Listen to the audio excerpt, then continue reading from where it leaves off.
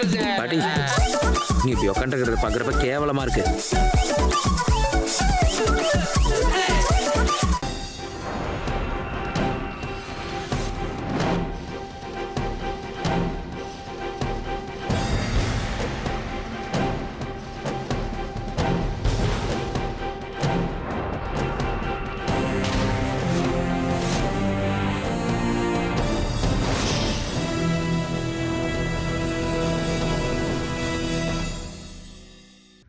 வணக்கம்.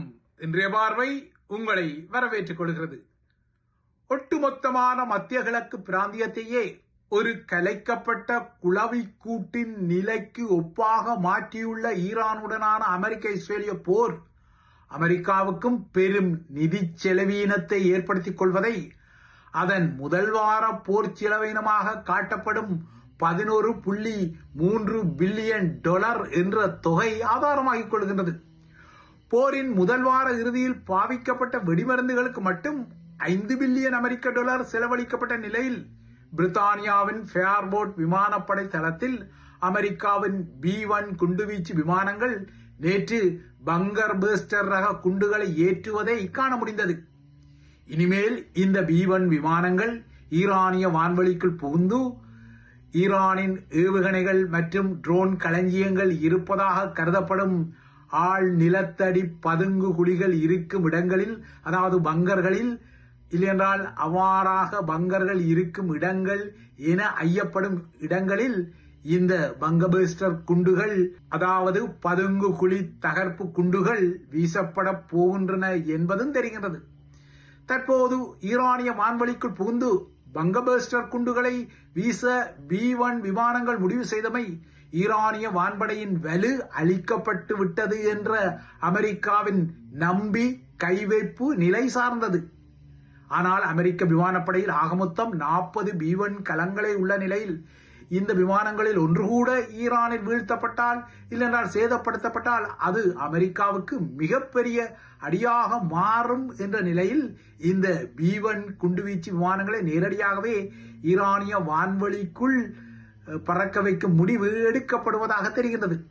எதுவாறு பங்கபஸ்டர் ரக குண்டுகள் விமானங்களில் ஏற்றப்பட்டமை அமெரிக்கா தனது ஆயுத களஞ்சியத்திலிருந்து ஈரானை கடுமையாக அடிக்க சில சக்தி வாய்ந்த ஆயுதங்களை எடுப்பதை ஆதாரமாக்கின்றது. ஆனால் இன்றைய போர் நிலவரப்படி இந்த பங்கபஸ்டர் குண்டுகள் விழ முன்னரே ஈரான் பல போர் முறைகளில் வெற்றிகளை பெறுவதற்கான செய்திகள் வந்துள்ளன. தென்கிழக்கு ஈரானின் கெர்மானில் உள்ள ஒரு விமானப்படை தளத்தில் அமெரிக்கா நடத்திய தாக்குதலில் 3 ஈரானிய விமானங்கள் எரியும் காணொளிகள் அமெரிக்காவின் மத்திய கட்டளை பணியகத்தால் வெளிப்படுத்தப்பட்ட பின்னர் இந்த பங்கபஸ்டர் ரக குண்டுகளின் காட்சியும் வெளிப்படுத்தப்படுகின்றது. இப்போது இந்த மத்திய கிழக்கு போர் குறித்த செய்திகளில் சலிப்படைந்தவர்கள், இல்லையென்றால் துக்கித்துக் கொள்ளோர்கள் விரும்பினார்களோ இல்லையோ, மீண்டும் உலக சந்தையில் மசகு எண்ணெயின் விலை ஒரு பீப்பாய்க்கு $110 தாண்டிவிட்டது. இந்த நிலவரங்களில் சாமானியர்களும் கவலை கொள்ள வேண்டும். ஏனென்றால் அவர்களின் பணப்பைகளையும் இந்த மத்திய கிழக்கு போர் அடித்துக் கொள்கிறது. இலங்கை தீவை பொறுத்தவரை அதன் உள்ளூரிலும் இந்த உலக நெருக்கடி தாக்கத்தை ஏற்படுத்தும் பின்னணியில் அனுர அரசாங்கத்தின் எரிசக்தி கையாளர் நாட்டின் பாதுகாப்பு மற்றும் மக்களின் பொருளாதாரத்துக்கு பேரழிவை ஏற்படுத்தி வருவதாக எதிர்க்கட்சிகள் கோரசாக குற்றஞ்சாட்டுகின்றன. குற்றச்சாட்டு பட்டியல்களில் ஆவணி வாடுகின்றன. இந்த நிலையில் நாட்டின் எரிபொருள் நெருக்கடியை தணிக்கும் வகையில் ஸ்ரீலங்கா அரசாங்கம் இந்தியா மற்றும் சீனாவுடன் பேச்சுவார்த்தைகளை நடத்தி வருவதாக ஸ்ரீலங்காவின், அதாவது இலங்கை பெட்ரோலிய கூட்டுத்தாபனம் ஒரு செய்தியை வெளியிட்டுள்ளது.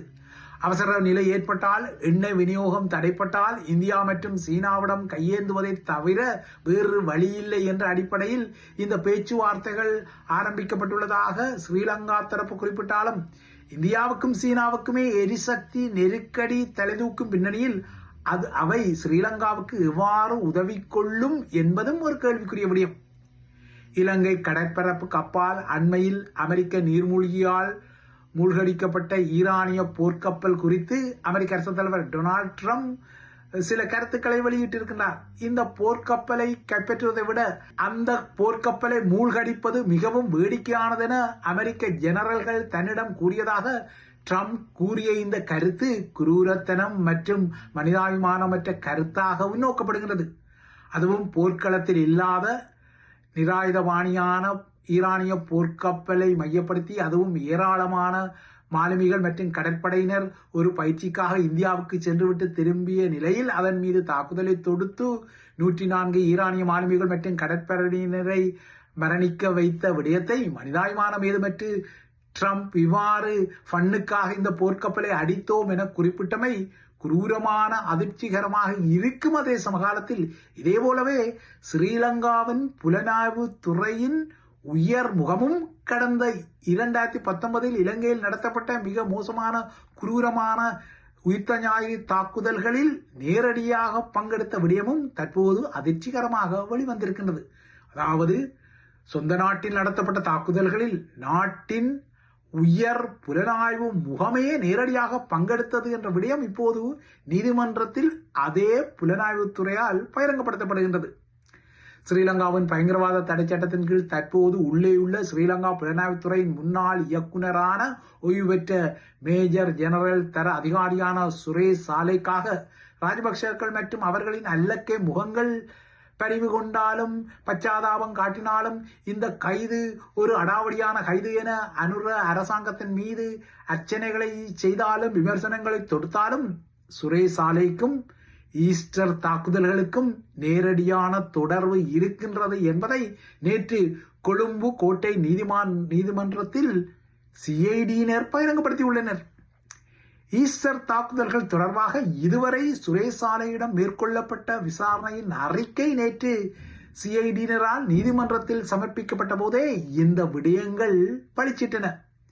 2019 தாக்குதல் நடந்த இடங்களில் ஒரு இடமாக இருக்கக்கூடிய நீர்கொழும்பு கட்டுவாப்பட்டி தேவாலயம் குறித்து தாக்குதலுக்கு முன்னதாகவே தாக்குதலை நடத்திய சஹ்ரானின் குழுவுக்கு தகவல்களை சுரேஷ் சாலை தரப்பு தான் வழங்கியதாகவும், இந்த நோக்கத்துக்காக சுரேஷ் சாலையிடம் இருந்த ஒரு இன்ஃபார்மர், அதாவது புலனாய்வு துறைக்கு தகவல்களை வழங்கும் ஒருவர் தாக்குதலாளிகளுக்கும் தகவல்களை வழங்கிய விடயமும் வெளிச்சத்துக்கு வந்துள்ளது.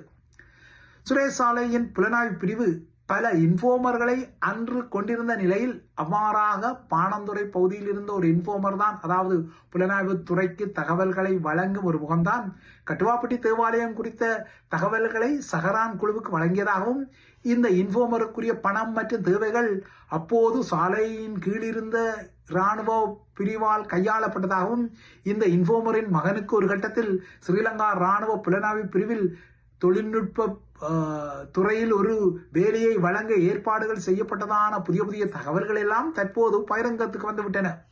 இந்த இன்ஃபார்மர் உயிர்த்த ஞாயிறு தாக்குதல்களில் ஒரு சந்தேக நபராக மாற்றப்பட்ட பின்னரும் புலனாய்வுத்துறை அவருக்கு இரகசிய ஆதரவை வழங்கியதாகவும் குறிப்பிடப்பட்டுள்ளது. ஒரு கட்டத்தில் குறித்த இன்ஃபார்மர் ஈஸ்டர் தாக்குதல் சதி குற்றச்சாட்டில் இருந்து விடுவிக்கப்பட்டு கொழும்பில் உள்ள 5 நட்சத்திர ஆடம்பர ஹோட்டலான கலதாரிக்கு அழைத்துச் செல்லப்பட்டு இதுவரை வழங்கிய உளவு தகவல்களுக்காக நன்றி தெரிவிக்கப்பட்டு தனது இன்ஃபார்மர் பணியிலிருந்து விலக வைக்கப்பட்டதான விடயமும் தற்போது வெளிச்சத்துக்கு வந்துவிட்டது. அத்துடன் ஈஸ்டர் தாக்குதல்களுடன் தொடர்புடைய அந்த தாக்குதலுக்கு பின்னால் தற்கொலை குண்டு ஒன்றில் கொல்லப்பட்டதாக கருதப்படும் சாரா ஜஸ்மின் என அழைக்கப்படும் புலஸ்தினி ராஜேந்திரனின் மரணத்தை உறுதிப்படுத்தும் விடயத்தில் சுரேஷ் சாலை தலையிட்ட விடயத்தையும் சிஐடியினர் நேற்று வெளிப்படுத்திக் கொண்டார்கள். உயிர்த்த ஞாயிறு தாக்குதல்கள் இடம்பெற்று ஒரு வாரம் கழித்து, அதாவது 2019 ஏப்ரல் 26ஆம் தேதி அன்று கிழக்கின் சாய்ந்தமருதில் இடம்பெற்ற தற்கொலை குண்டு ஒன்றில் சாரா ஜஸ்மின் பலியானதாக குறிப்பிடப்பட்ட போதிலும் அவரது உடல் ஒருபோதுமே மீட்கப்படவில்லை என்பதும் யதார்த்தமான ஒரு விடயம். ஆனால் அவரது மரணத்தை உறுதிப்படுத்தும் DNA எனப்படும் மரபணு அறிக்கை தொடர்பான அதிர்வுகள் நடந்தபோது அந்த அறிக்கை 3வது முயற்சியில் மட்டுமே அங்கீகரிக்கப்பட்டதாகவும், இந்த விடயங்களில் கூட ஸ்ரீலங்கா புலனாய்வு துறைக்கு பல்வேறு அழுத்தங்களை சாலே வழங்கியதாகவும், அதிகாரிகள் மீது மீண்டும் மீண்டும் அவர் செல்வாக்கு செலுத்தியதாகவும் சிஐடியினர் நேற்று நீதிமன்றத்தில் தெரிவித்துள்ளனர். ஆக மொத்தம் சுரேஷ் சாலே மீதான விசாரணையில் புதிய பூதங்கள் வெளிப்படும் நிலையில், இந்த பூதங்களுக்கு பின்னால் தெரியும் நிலையில் ராஜபக்ஷ முகங்கள் நிச்சயமாகவே தெரியத்தான் செய்கின்றன. இவ்வாறான உள்ளூர் நிலவரங்களின் பின்னணியில் மத்திய கிழக்கு முழுவதும் விரிவடைந்த போர் இப்போது இலங்கை தீவையும் அடிக்க தலைப்படும் நிலையில் இந்த உள்ளூர் மற்றும் உலக சிக்கல்களிலிருந்து எவ்வாறு அருகுமார திசாநாயக்க அரசாங்கம் இலங்கை மக்களை சரியாக வழிநடத்தப் போகின்றது, இல்லையென்றால் அவர்களுக்கு உண்மையை கூறப் போகின்றது என்பது ஒரு முக்கியமான கேள்வியாக உள்ளது.